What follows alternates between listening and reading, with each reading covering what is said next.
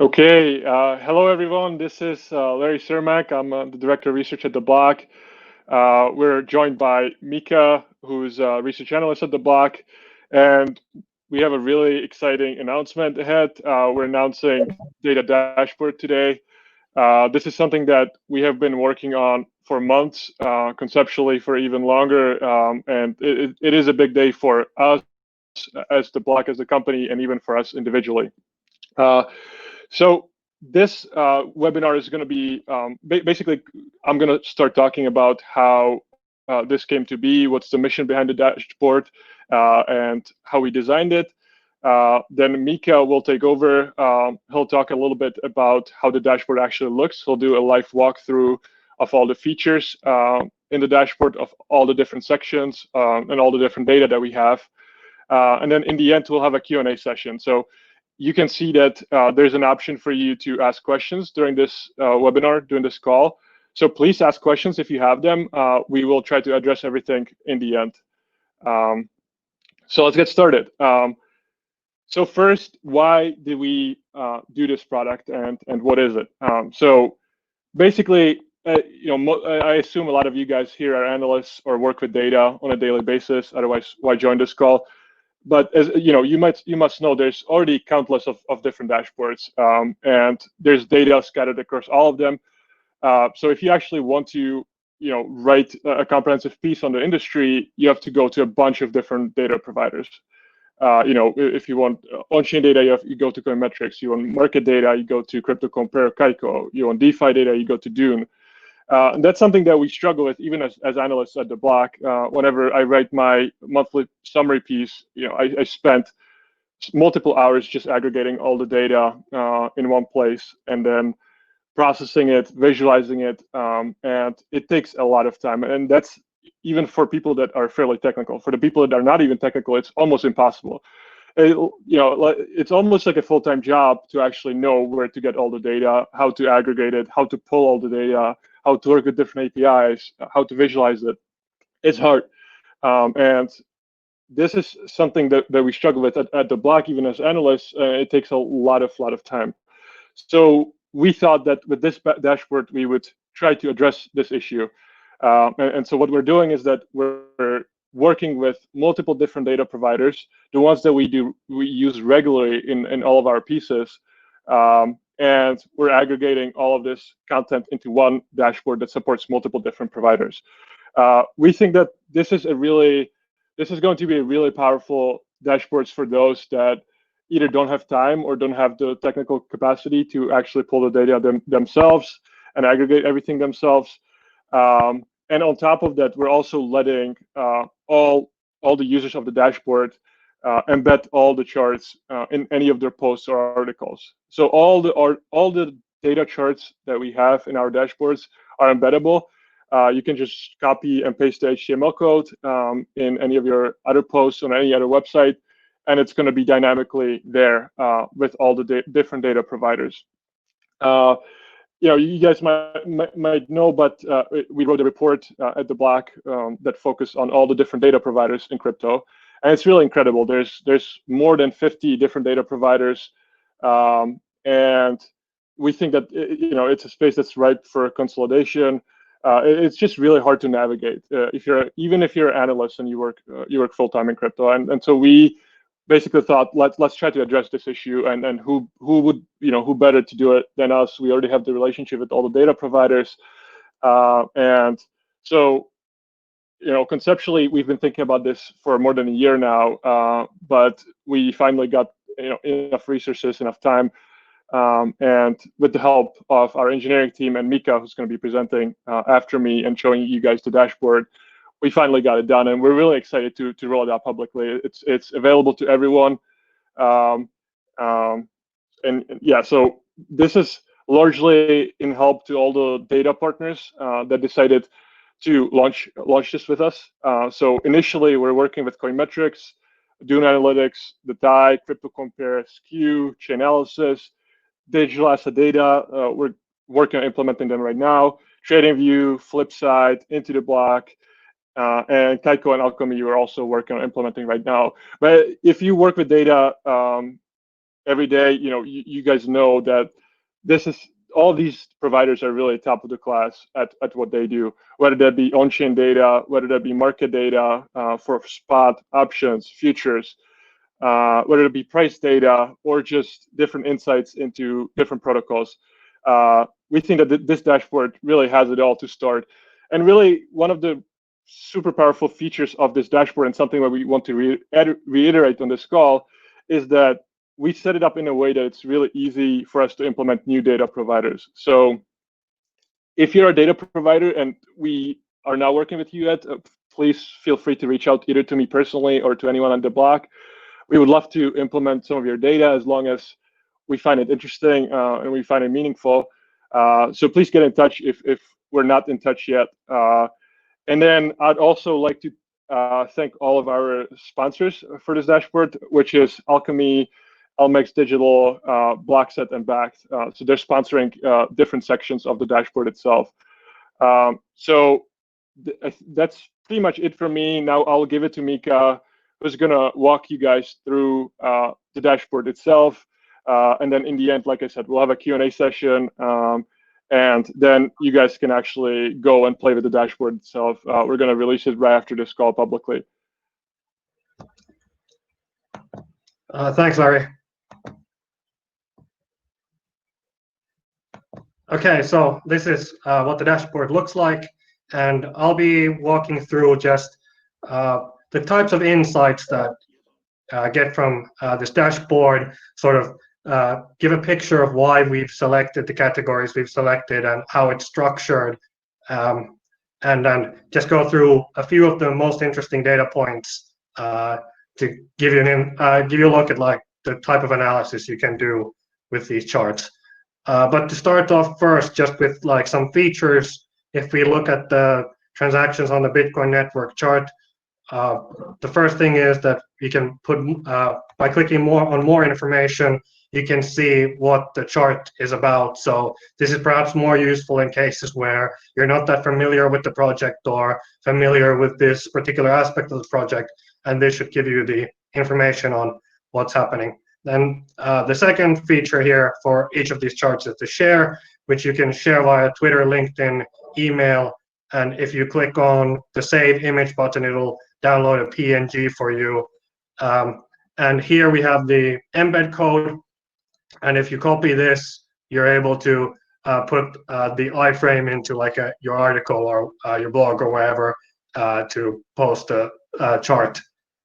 And then finally is this expand view, which makes these charts full screen. This is more useful in the cases where, for example, when we're looking at cryptocurrency exchange volumes, there may be like 20 exchanges. By default, we show 5 of them in like the small view, and the rest are in this category called others. And so if you open this up, you'll basically see all the data points individually. But yeah, to go to the data itself, first we have the big category on-chain metrics, and this really is about how just a broad overview of the usage and security of the Bitcoin and Ethereum chains. So to walk through the Bitcoin one, and we have these charts are shown in both like the daily and the monthly, sort of to give a different perspective on like the aggregated view over time, as well as like what the day-to-day movement looks like. So in addition to the transaction on the Bitcoin network, we have the adjusted on-chain volume for BTC, which is just the dollar amount of BTC that has been moved. And then we have the Bitcoin miner revenue. And here we've separated this by the subsidies, so the block rewards that are paid to miners, and then the transaction fees separately. And this, for example, is interesting for people who are thinking about like Bitcoin security, how as the block reward gets smaller, how the transaction fees are replacing them, and that sort of thing. And you can also directly see this effect from the Bitcoin transaction fee as a percentage of total miner revenue. So here you can see in December 2017 peaked at over 23%. Today it's about a bit below 10% at the moment. And related to this, you can see the average transaction fee on the Bitcoin network, which again peaked in December 2017 at around $50, and then you can see this sort of small growth recently to a few dollars.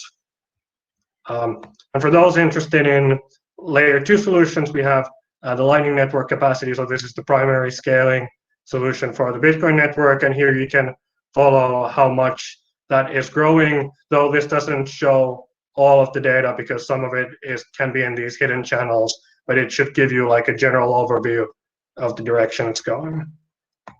We have these very similar statistics as well for the Ethereum chain, and then you can compare these two chains as well through the comparison tab. So this takes the data and just compares Bitcoin and Ethereum. Here, a chart I want to point out is this market capitalization to transaction fee ratio. This can be really interesting for users who are thinking about Ethereum and proof of stake, because when Ethereum moves to proof of stake, you can start to think of the transaction fees as a lot more like revenue to token holders, because token holders are staking and receiving these transaction fees in return. Then we have this exchanges tab, which is a lot about the BTC and ETH flows on the blockchains. These are brought by Chainalysis, and the first one that's interesting is this known illicit flows as a percentage of the total flows, and you can see this for the past half year for both BTC and Ethereum. And then the rest of the charts really have to do with like the inflow and outflow to exchanges. And this is often really interesting information, because when you see lots of BTC, for example, going to exchanges, this is where you might see like people subsequently selling that BTC. So this is like a good another additional metric to price, basically. And also we have where the BTC and ETH is going from the mining pools. So here, when the miners are selling immediately after they mine the BTC, you see a lot of the mining pool BTC going to exchanges. In transit just means like to another place that's not that well known, or other services or other mining pools. So if you look at this ratio, for example, this can be interesting to see how much of the BTC that mining pools are generating is being sold, for example, immediately, as a rough estimate. Then the next big category we have is this markets. And this is just all the spot futures, options, market-related information that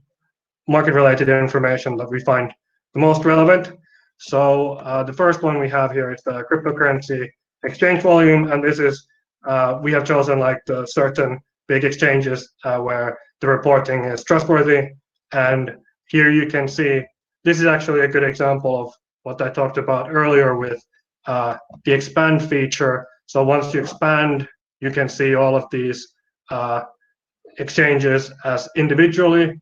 And we also have this on each of these charts, like the latest month, which you can sort of always look at and project to the end of the month. So today is the 15th, so we're about halfway through October, and it's looking like the October total exchange volume will look more like July and not like the large numbers we saw in August and September, for example. For these charts where we have lots of different like trading menus, we often also have the market share comparisons.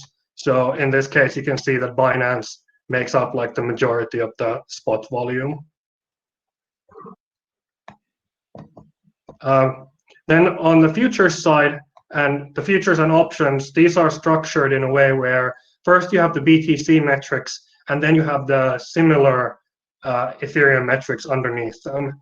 And here on futures and options, I think people are often really interested in like the big regulated exchanges and unregulated one, and how that dynamic is playing out, for example, between like something like BitMEX and CME. And here we've also singled out the volume and open interest of CME Bitcoin futures and the backed Bitcoin futures. So you can take a look at how these have grown. The CME one, the open interest, has been grown from like 300 million to around 500 million today, with peaking just below like $1 billion a couple of months ago. And similar, when you go down here, we have lots of different metrics, and then here you see the Ethereum futures as well, structured in a similar way as the BTC information. And the options are very similar as well here. So the aggregated open interest, volume, and then market share across these different trading venues. And this is like our own price index that we show on the monthly, quarterly, year, and then year to date, where you can see the price performance of BTC versus Ethereum and the DeFi index.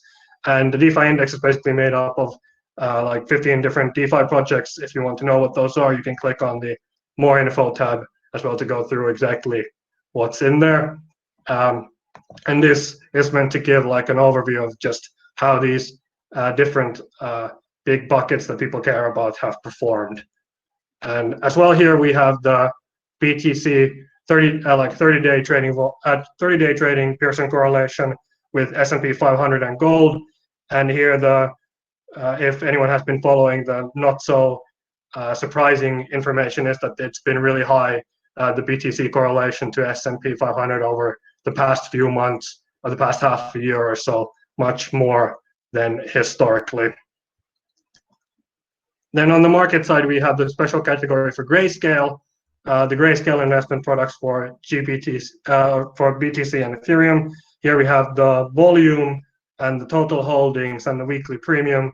And just to point out, I think the stat that people find generally the most interesting is the BTC and ETH holdings of the Grayscale Ethereum Trust. So each of these is about 2% of the circulating supply right now. And the BTC one is growing at about 30,000 BTC per month, so that's about 350 million. Then we have our open finance category, and this is really like the DeFi Ethereum one, where we look at different protocols and try to compare them and just overall look at their growth. Here, perhaps like the slightly different category there is the stable coins, which is primarily about the custodial stable coins. So here we see the supply has gone from about 5 billion to 20 billion today, with Tether making up a lion's share of the market. And here you also see the transaction volumes. So we've seen this growth to 150 billion last month. And we also show the Tether supply by the blockchain it's on. So a majority of it is on Ethereum, over 10 billion. Surprising amount of it is actually on Tron. And then the BTC share has been slowly decreasing. To jump into lending, and this is where we really get into like the DeFi stuff.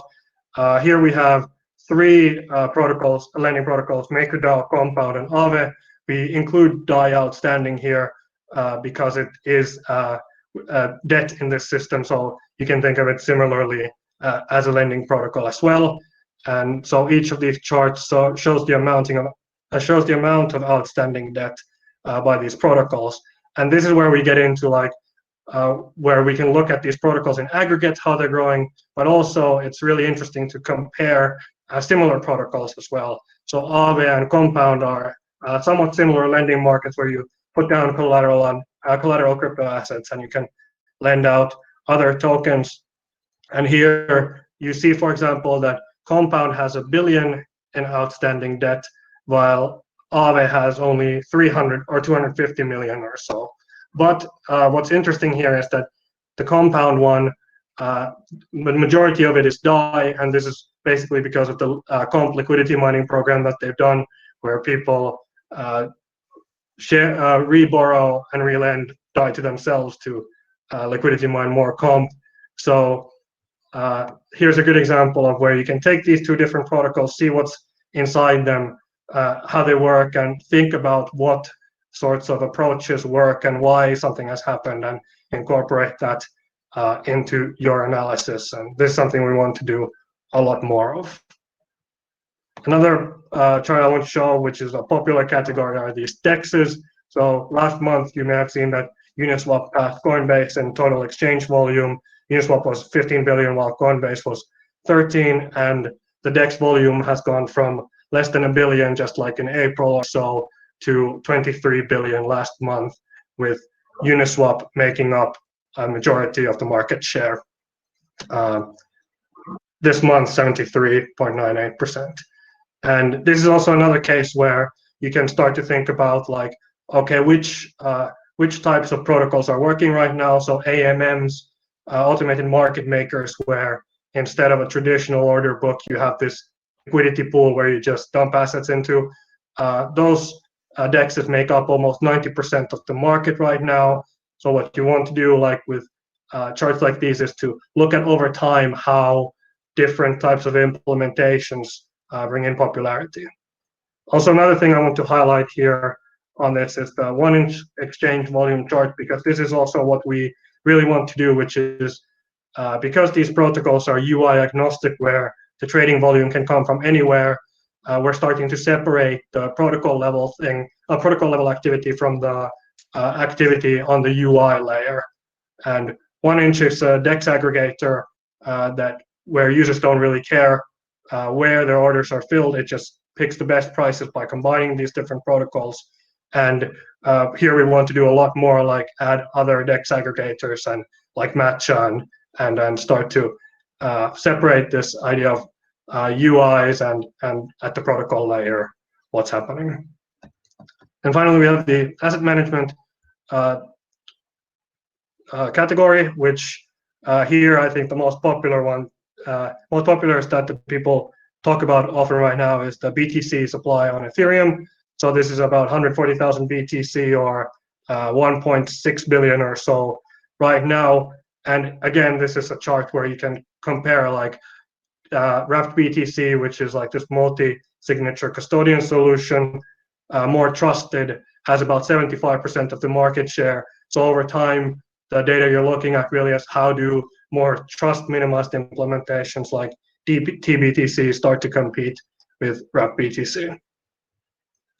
Finally, on the big categories is the alternative metrics one, which we really view as a category for like mainstream sentiment, retail sentiment. So here we have the web traffic to all the different exchanges that we're looking at.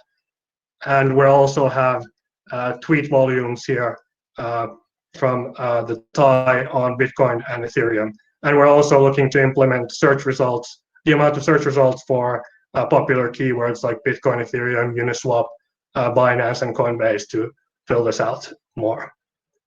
But yeah, thank you. That's the general overview, and then after this, everyone gets to look and find insights for themselves, and we can jump into the Q&A.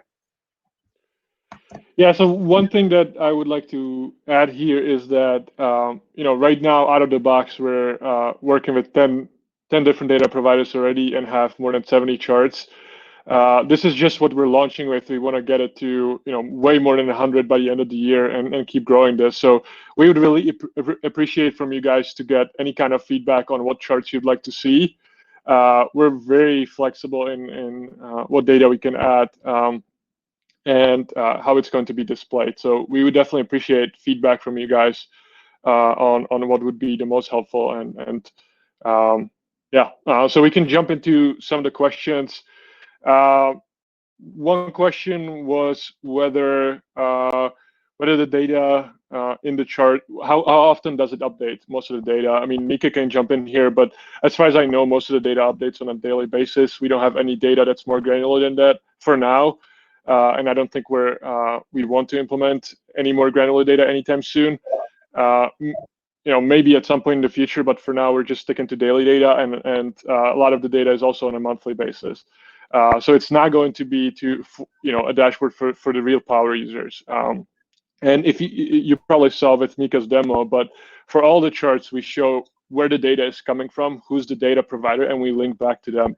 So if you want to get more granular data, or if you want to get more information about how the data is conducted, then you can go directly to their site and find everything in their documentation.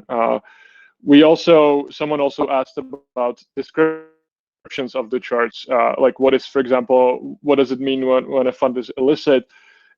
We also have, as Mika showed, more information for all these charts, so you can click on that. and there's usually a pretty good explanation. We're also going to keep improving those explanations. So if something is not clear, just let us know. We'll make that better. Then Mika, someone also asked, what was the tech stack that the dashboard is designed in? I'm not sure if we want to answer in any specifics, but maybe you want to share a little bit more. Yeah, I don't think that one may not be that interesting to people, but it's just on our side it's this new portal, and then for the data we pull it from these lots of different sources, and then have this new UI front end. But I don't think that's that interesting. Yeah. Then someone also asked if it's possible to pull the data directly from us. It's not. It's not possible by design. If you want to pull the data, you'll have to go to the data provider itself and work with them, work with their API, and download it yourself. What you can do, however, is take the chart and either take a screenshot or embed it in the article or post that you have, and that should be, in most cases, that should be sufficient. Obviously, not in all cases, but like I said, if you actually want to get the raw data yourself and visualize it yourself, you'll have to go to the data provider directly. Then someone asked about the exchange legitimacy. So Mika talked about this briefly, but what this dashboard really allows us to do as analysts is to, we have some of these indices that we built in the past couple of years, and it allows us to start using these indices and start displaying them dynamically. So before we launched this dashboard, we basically had no way of, people tracking this themselves. We only did static charts in our monthly summaries, in our pieces, but no one could really track it in real time. So, for example, one is the legitimate exchange volume index that we have. So for now, we picked a combination of 24 exchanges, which we deem they have legitimate volume. This was decided by an analysis that we did, I think, a year and a half ago, and we keep updating it. But it's basically a combination of order book depth. It's a combination of actual website visits, and a combination of multiple different factors that we incorporated, and we keep updating that list. But for now, it's 24 exchanges, and we think that all of those have mostly legitimate volumes. It's going to be definitely better than any other metric that you look at, on like CoinMarketCap or some other aggregators, because they don't do that good of a job of just isolating everything. But keep in mind that this is mainly directional. I mean, there's still a lot of real volume on exchanges like Huobi or OKX, which we don't include. But we just think that at this point there's more fake volume, or there's a lot of fake volume for us to include them. Then we also have other indices, like we're planning to roll out a liquidity index, DeFi index, a bunch of new ones that we're going to be adding with time as well. Then someone asked if Pete Rizzo, really funny. If you can see my portfolio in real time, unfortunately you can, but it wouldn't be a pretty look anyway. It would be pretty depressing. And then, yeah, we have some questions about like our relationships with the data providers. So we've worked with data providers. We've worked with these data providers directly. We have agreements in place, and we're not.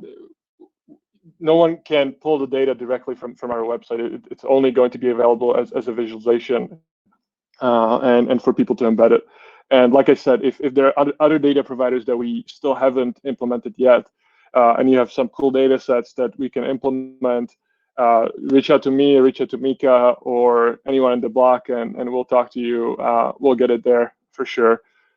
I think, Mika, are there any other questions that you'd like to answer? I think that's mostly everything.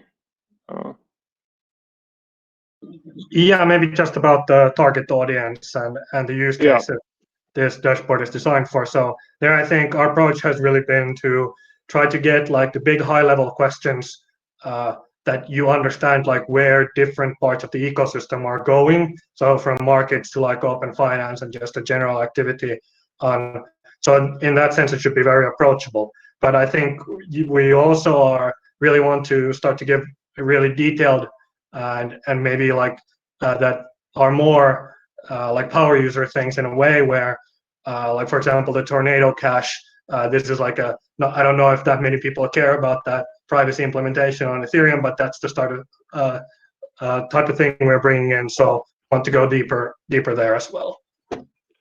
Yeah, exactly like Mika said. Like right now, it's about 70 charts, and most of them are fairly high level. They're the most requested charts that we've gotten so far from people, and they're also not, some of them are fairly complex, but most of them are fairly easy. But as we grow to more charts, as we grow to 100 plus in the coming months, we are going to be adding more niche charts. But I mean, this dashboard is never going to be quite, the product for power users or for someone that needs to use data every day and work with it. This is a tool for pretty much everyone in crypto. You want to make everything more transparent and have people actually see everything that's happening in almost real time and be able to make more informed conclusions. That's what you want. That's why we're opening this up for everyone. And we really hope that you guys enjoy this product. Really hope that you guys go play with it, give us a bunch of feedback, and help us make it even better.